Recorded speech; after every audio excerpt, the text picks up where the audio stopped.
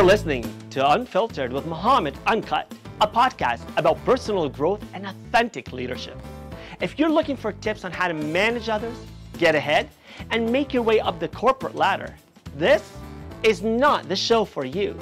This podcast is about being of service to others, leading from the heart, and evolving into a better version of yourself.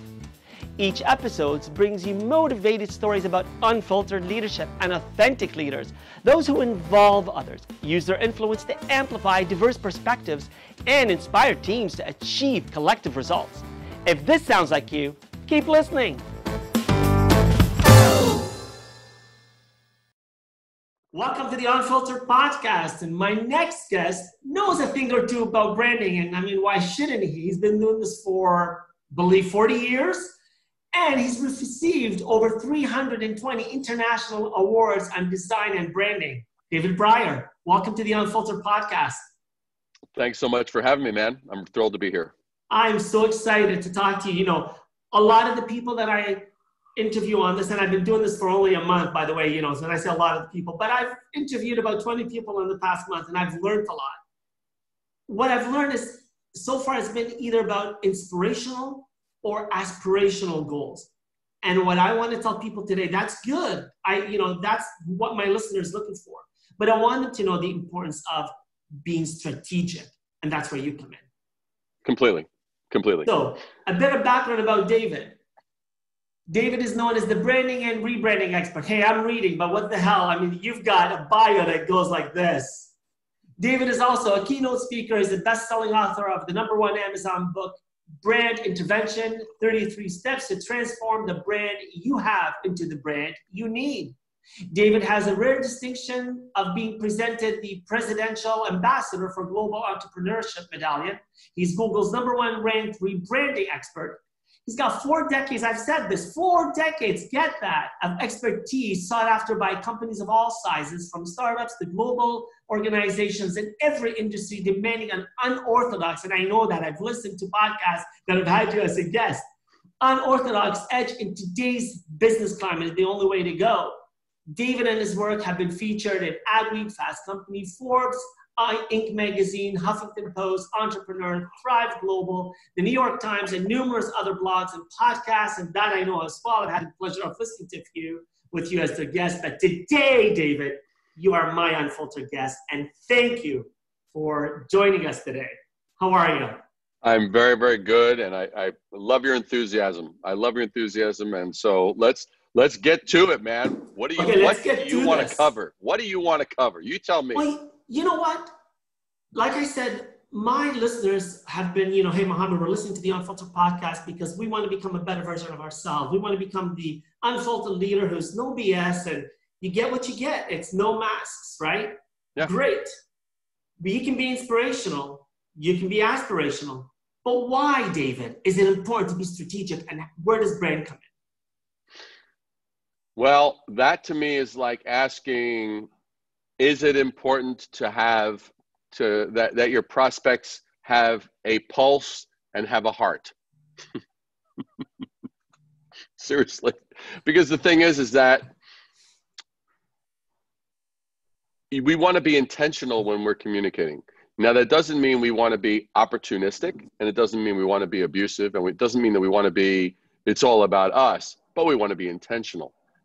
Like, if I'm in a room talking with someone, what is my intent? Is it to just flip it into a deal, or is to actually build a relationship? A lot of businesses and a lot of entrepreneurs are very focused on the short-term gain. It's like, how do I make this nut?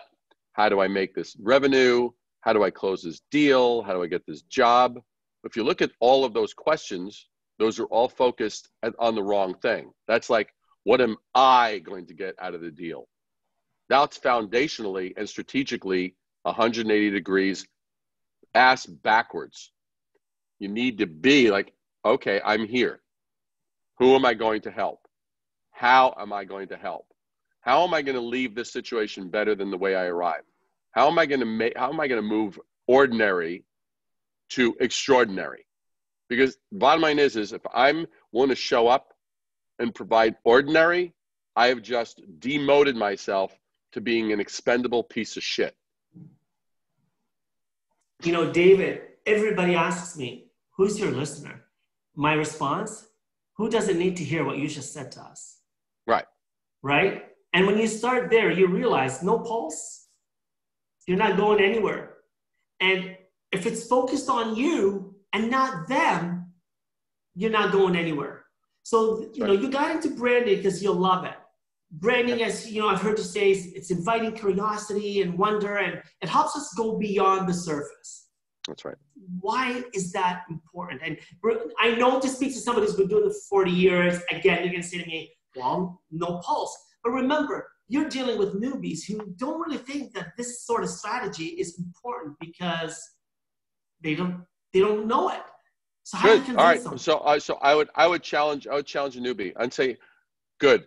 Take the next 5 years. I'll take 2 newbies right now.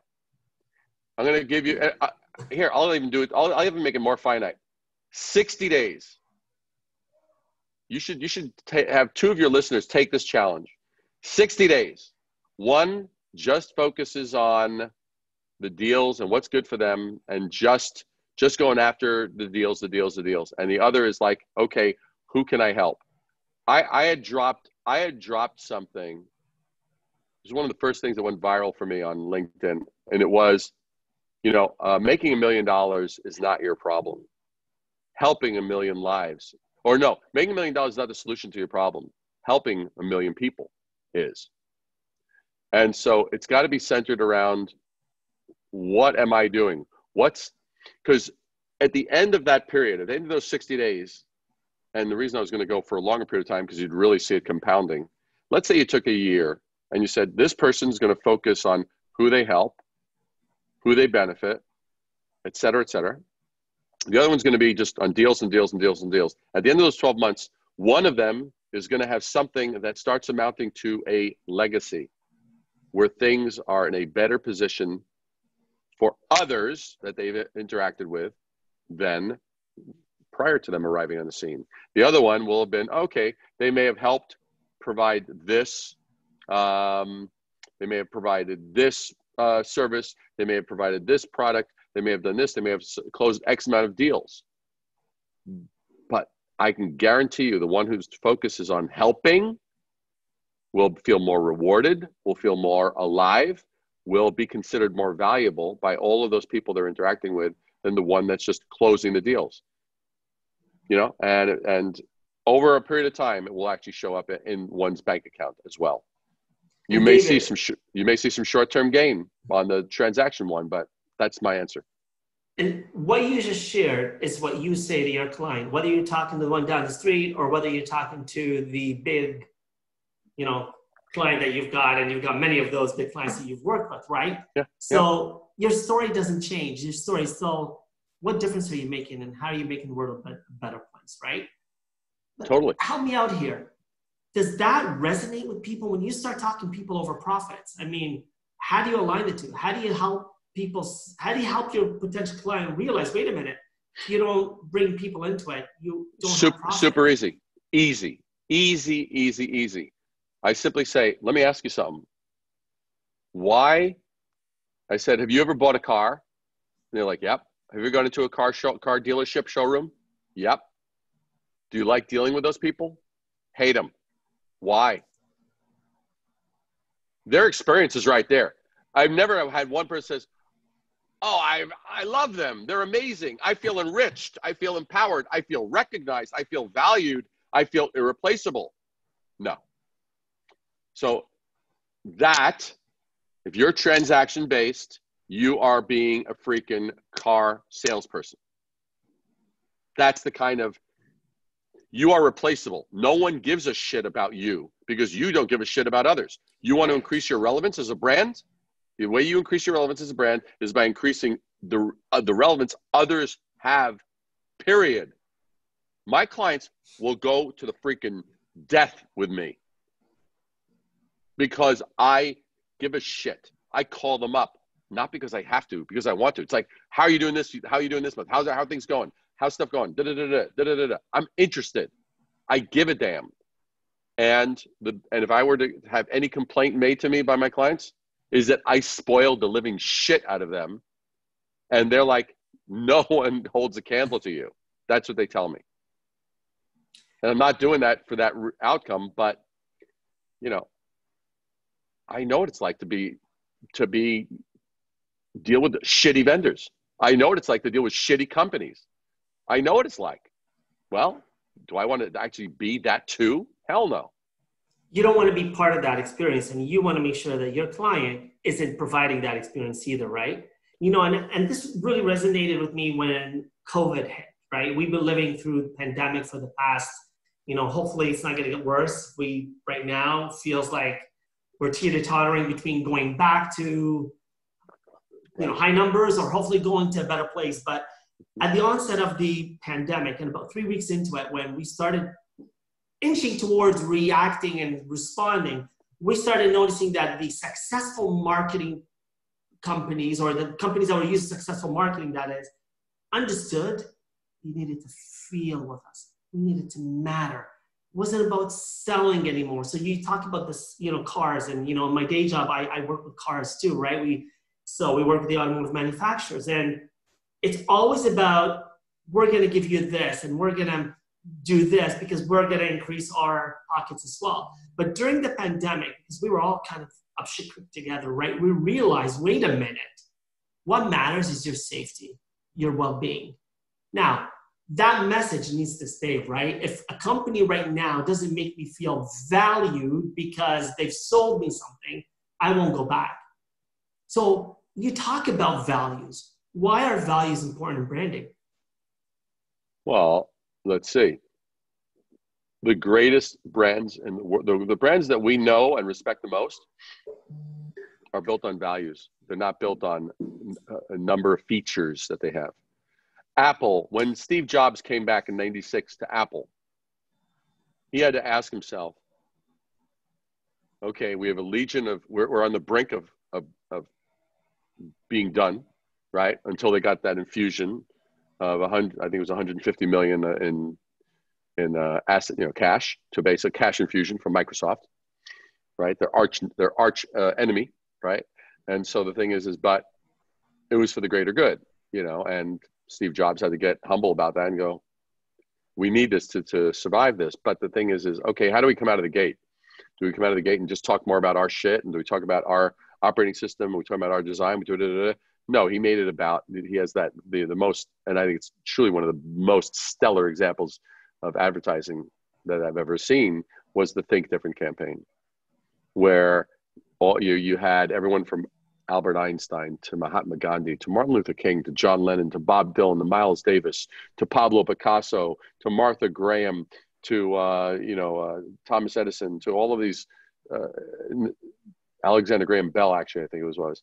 And so, I mean, you have these amazing, amazing, amazing people, and you go, what was the thing? And they had to basically answer the question of, well, if you want to know about somebody really fast, you ask them who their heroes are. And so that story has always stuck with me. And that became the Think Different campaign. Think Different was based on values. It appealed to our values. It appealed to our sense of, we did not want to conform. We were willing to go places where others didn't. Same thing with Nike, with Just Do It. Also equally brilliant, right? And so the thing is, to me, the values are the things that are timeless.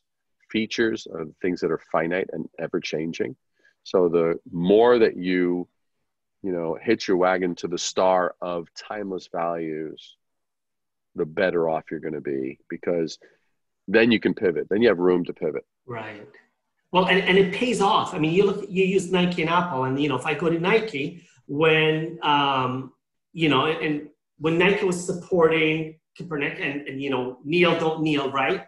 We saw how that resonated with the audience, how that resonated with people who bought Nike and maybe who didn't, but now will.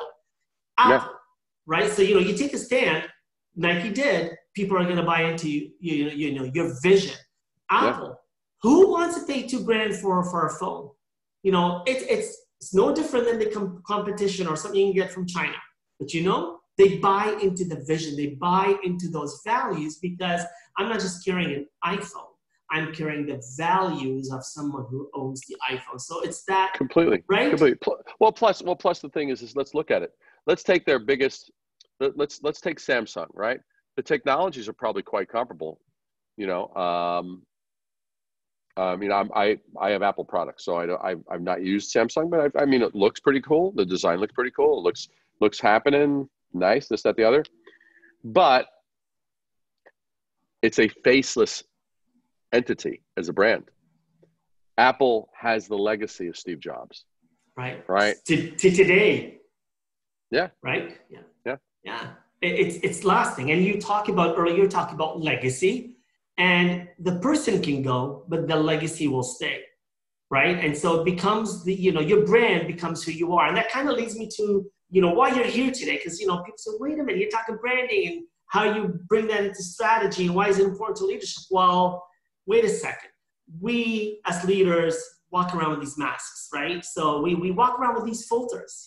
Today, I mean, you're on social media just like I am, and you see the filters that we encounter daily, right? So how do you take that shit off and say, look, what you get with me is the authentic, it's the real thing, right? But my question to you, how important is branding to our internal and external personas, so how we show up in places? I mean, as far as I'm concerned, you got to be real. You got to be real, and you got to be. If you're real, that question goes away. If Okay. you're real, that question doesn't come up. If you're taking a posture, that question comes up.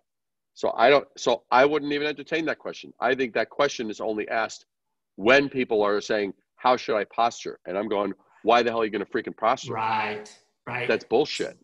So let me go deeper. Because I know Gary V is no different internally than he is externally. That's it. Right. And I'm gonna kind of bet on this. So are you, right? I don't think you show up differently here today than on another podcast or when you're doing a video or when you're talking to a client. And that transparency comes back to values.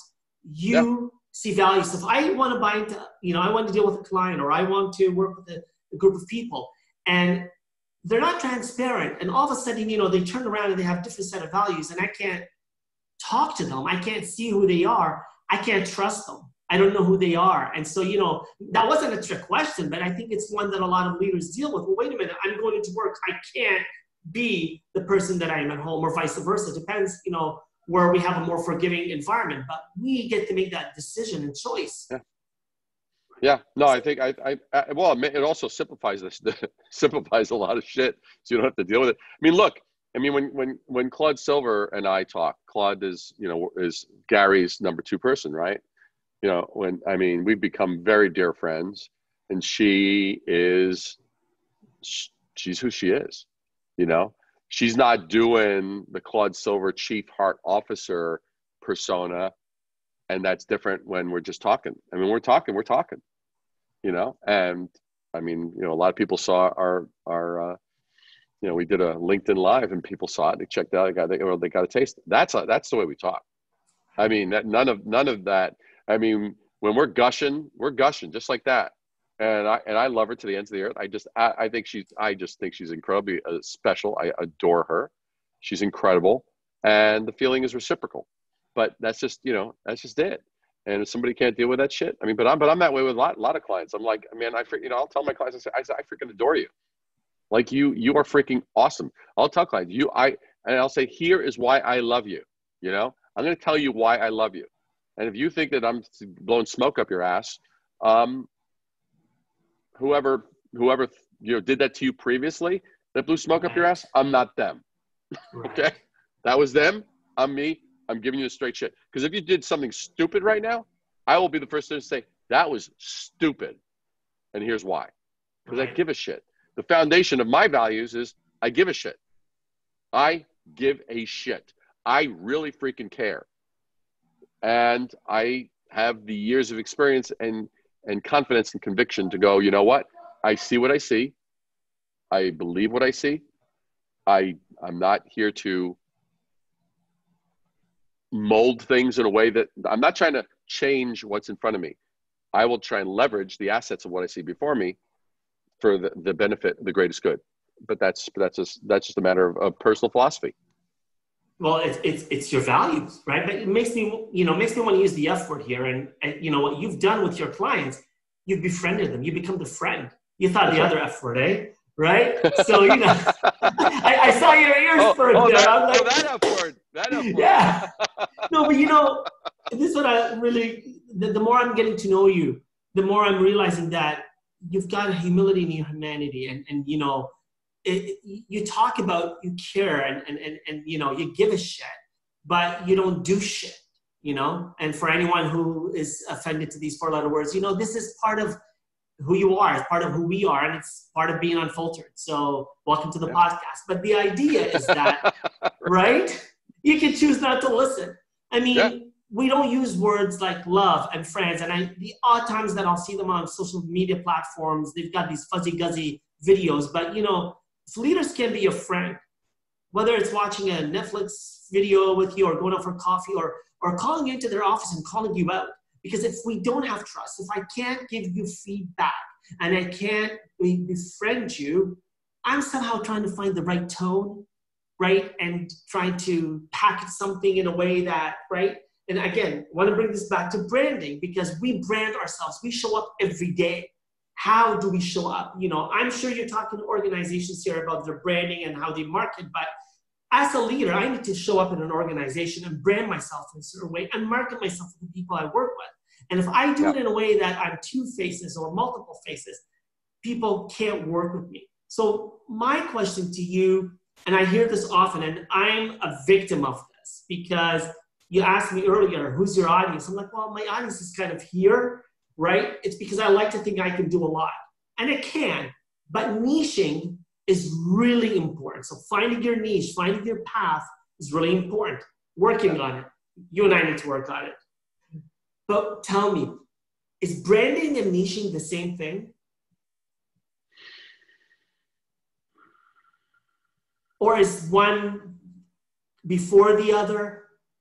They are related, but I'm going to take a 30,000 foot view on this, and that's this. Niching, to me, that's kind of like, that's how people go, let's drill down on our focus, because we want to appeal to XYZ demographic. That's not the way I roll. To me, that's like, people aren't just numbers and age brackets and this and that. That's bullshit. I hate that. I tend to look at things from a lifestyle standpoint, much more so. It's more of probably a little more of a psychographic. If I were to put it in any bucket, probably a little more like that. It's the same way that I invest. I mean, my investments are specifically, I look at where things have become part of lifestyles, and that's one of the metrics that I go by. But the thing that I would say is, branding is what makes it possible for a good idea to take hold in the world. That's what branding does. Niching to me is almost tactical. It's like, oh, okay, let's shoot, let's look at this vertical, blah, blah, blah, blah. And it's kind of like, hello, there are people's lives who are going to either be benefited by this or not. Now, if I, the entrepreneur, have gone ahead and taken the time and the effort to create a product or a service or company that actually transforms someone's life from this to this. It makes it simpler. It makes it cooler. It makes it sleeker. It makes it more beautiful. It makes it smell nicer. It makes it feel nicer. It makes it taste better, whatever the hell it is. If I have done the due diligence to create something that's possible to transform something from one place to another place, it is incumbent upon, it is vital, that I take ownership to make sure that it's going to arrive in the hearts and minds of those that I'm seeking, that I can benefit. And that to me is what branding does. In absence of that, branding is, if it's treated like some freaking exercise, like some marketing tool that happens to just maybe occasionally interact with people, that orientation, nothing will work. I don't give a shit if you have the greatest name. I don't give a shit if you got this, that, da, da, da, da. You're going to be an asshole because you're not even. I mean, I have two people in the tech world. One client from the East Coast and one from the West Coast. One from the West Coast is a complete, utter dick asshole who I can't stand and I refuse to work with because this person, it was always about them. It was like there wasn't enough oxygen in the room when you walked in, when you went into a meeting. It was disgusting. I hated it. And all the arrows in their pockets went into their pockets.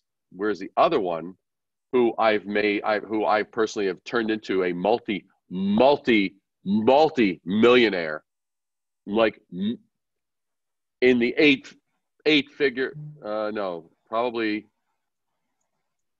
Lots more of like zeros. probably 11 figures. 11 figures. Okay. Because So of the thing branding. is, well, the bottom line is but that person gives back. That's one of the nicest CEOs. That person gives back and is just incredible, right? But I'm talking about like the amount of money that I made for that person is only rewarding to the extent of how much they've given back to the world. You know, it comes back to what you said earlier. Is it focus on us and what we're trying to do and trying to, solve the issues, kind of egoistic, I want more money, I want more this, more that. It's me. Or is it, what difference am I making? Am I trying to solve something for someone else? Am I bringing the solution? Or am I asking people to become the solution for me, right? And I had, I have to, full disclosure, I didn't know the answer to the niche branding because I'm still trying to deal with it myself, right? Trying to figure out where I'm going. But, as you were talking, I thought, wait a minute. Niching is really internally focused. It's trying to make me think, I've got this gift that God or someone gave me. And how do I want to use it? Because don't friggin' tell me, Muhammad, you've just got to do this. So, I mentioned I got a day job, and I don't want to tell this about me, but I think a lot of people are in my position where they say, I can do a lot. I'm not talking about jack of all trades. I'm talking about people who feel they want to do a lot. Want to give back to the community, want to work for their family, want to do for a day job, night job. So why put yourself on one freeway and just drive and say, this is my niche and I'm not going out of it? And that's the argument I've used with people, and they've tried to put me back in the niche. But what I'm hearing from you, niche is internally focused, and how I get my car going and the drive, how I drive along the highway. Branding is destination focus and what I'm doing along the way. Who am I bringing along in that experience? How am I making a difference?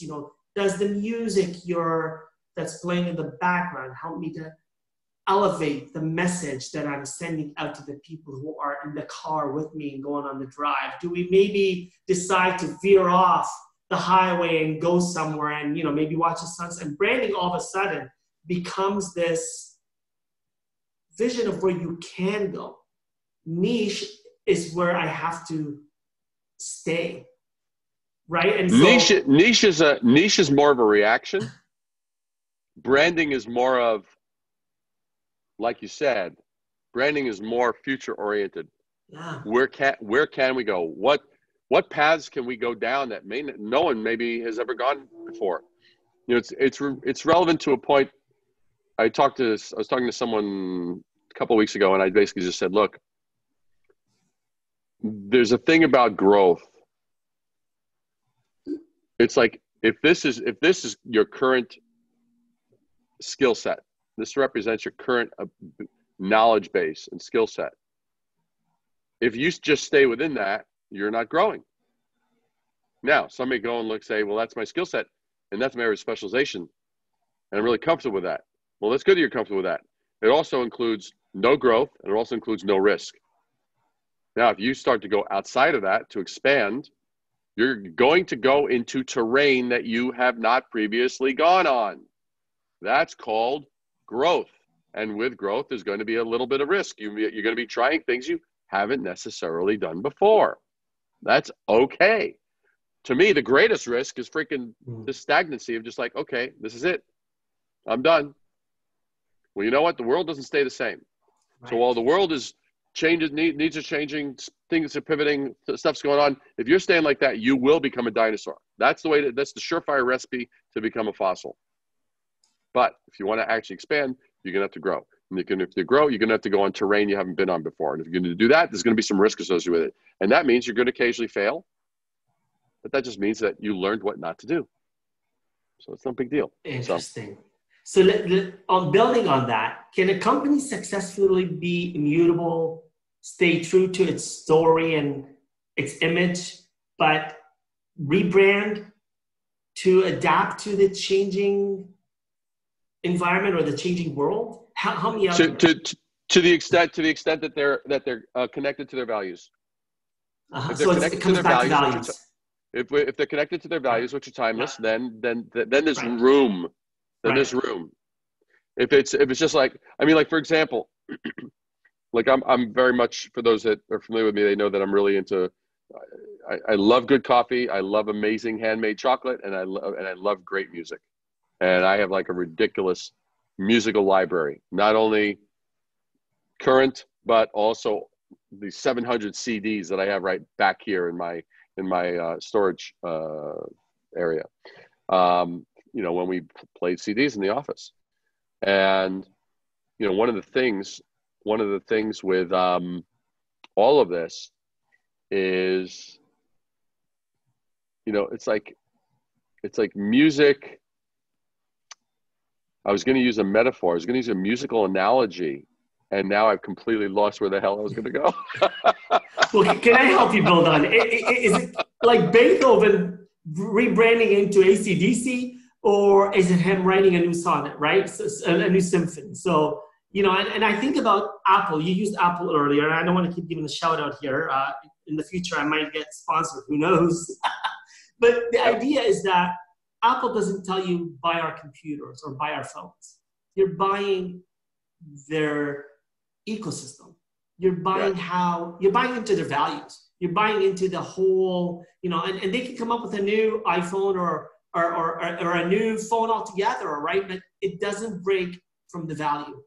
And so, how do we bring that back into leadership? How do we bring into, kind of going from here, the companies that you work with?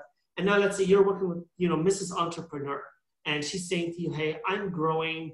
This is what I'm dealing with on a daily basis. I want to build my brand. I want to do a better job at leading teams and people that are working in my company. Where does branding come in? Where can it come in?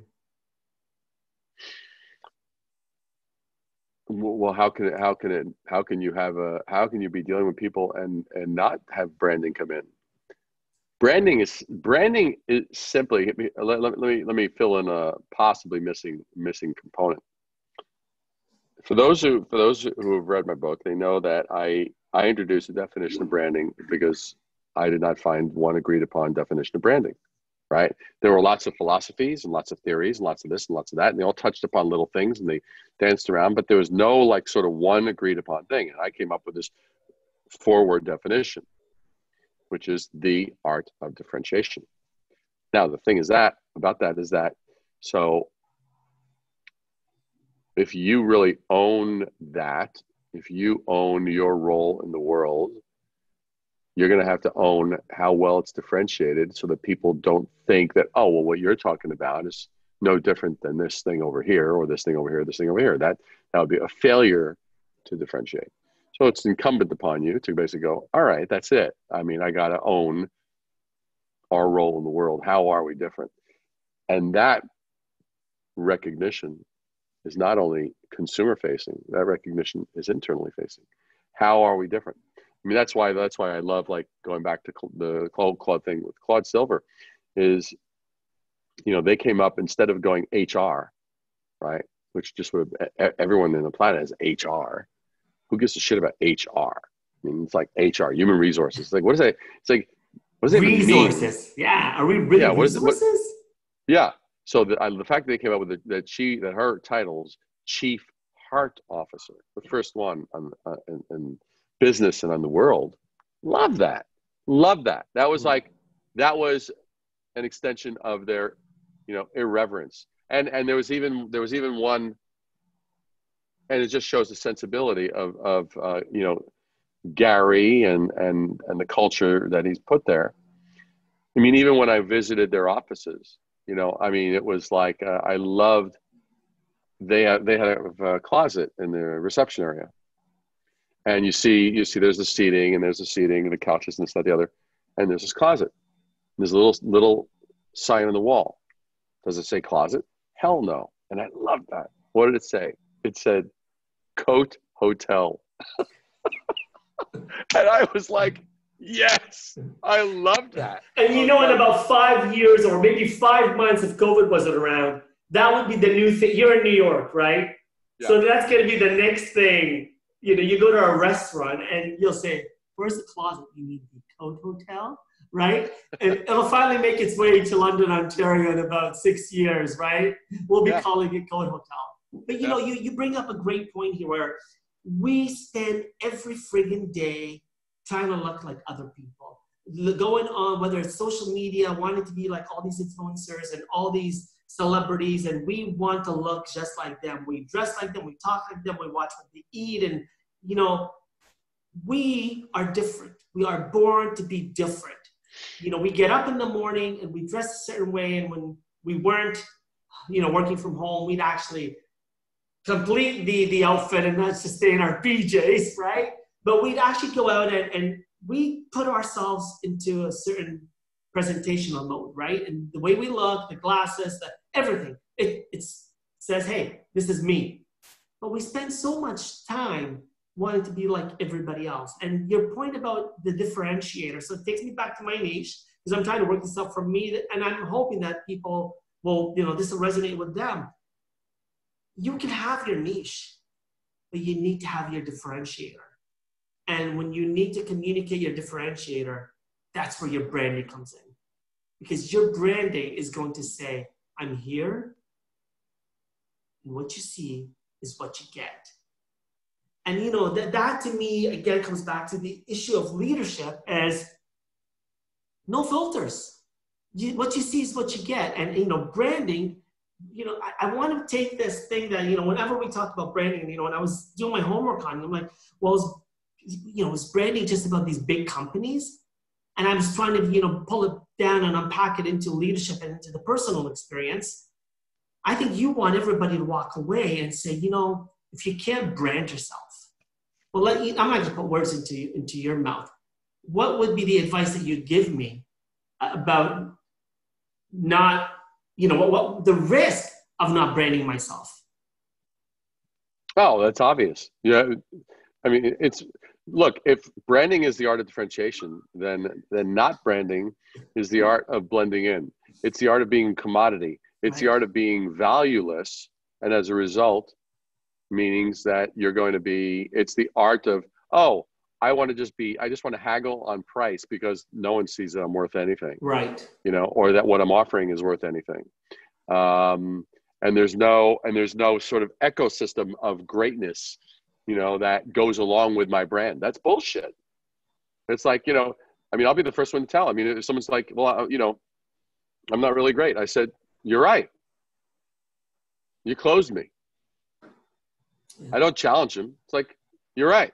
And by the way, I also know that you're also great if you change your mind. But right now, you're right. You're freaking ordinary. You blend in. Thanks for being a piece of wood. Congratulations. David, if you had to blow your nose, what would you use? What? But you're going to ask me about Kleenex? You just said it, right? And if you had to clean your ears, what would you use? What, Q-tip? But it's actually a cotton swab and a serviette, but we call it Q-tip. So we call it Kleenex because, we call it Band-Aid because those companies have done a really good job at differentiating themselves from every other piece of paper that I used to blow my nose and wipe my behind. And, I think if I'm going to be different and offer a service that is just like anyone else out there, because, whether you're a coach, whether you're an entrepreneur, whatever you're doing, you're selling something, you're making a living. You're going to stand out because you do it differently. You have a different experience, and that's your brand. Yeah. And the bottom line is those who are like, no, oh, I really can't. I can't find a point of difference. Can't find a point of difference. Can't find a point of difference. You know what? You can't find a point of difference because you lack the ingenuity. It's not on me. It's not on me. It's not on everyone else. It's not on the market. It's not this. It's not that. That's bullshit. If you have such a lack of imagination and such a lack of ingenuity and such an unwillingness of such a lack of conviction to be courageous and to challenge the norm, what people fail to realize, every norm today was at one point a breakthrough. Right. Everyone. Tell me one norm today that was not at one point a breakthrough. Can't do it. Can't do it. Right. That's innovation. That's life. It's life. Yeah. I only say that because it's innovation, but I hate when people go, that's innovation, as though it's like this separate bucket of existence. Right. Then there's this other bucket. No, that's called life. Right. You know what? If you're not innovating, you're not living. If you're not innovating, you're not breathing. If you're not innovating, you're not shaking things up. Life didn't show up just to sort of be babysat. Let's make it freaking amazing.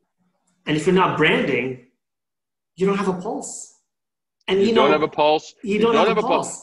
Not only do you not have a pulse, you don't recognize that others have a pulse. Not only do you not have a heart, you fail to recognize that others have a heart. And just so people kind of understand why this is so important. All those companies that we've mentioned today started with one person and one dream.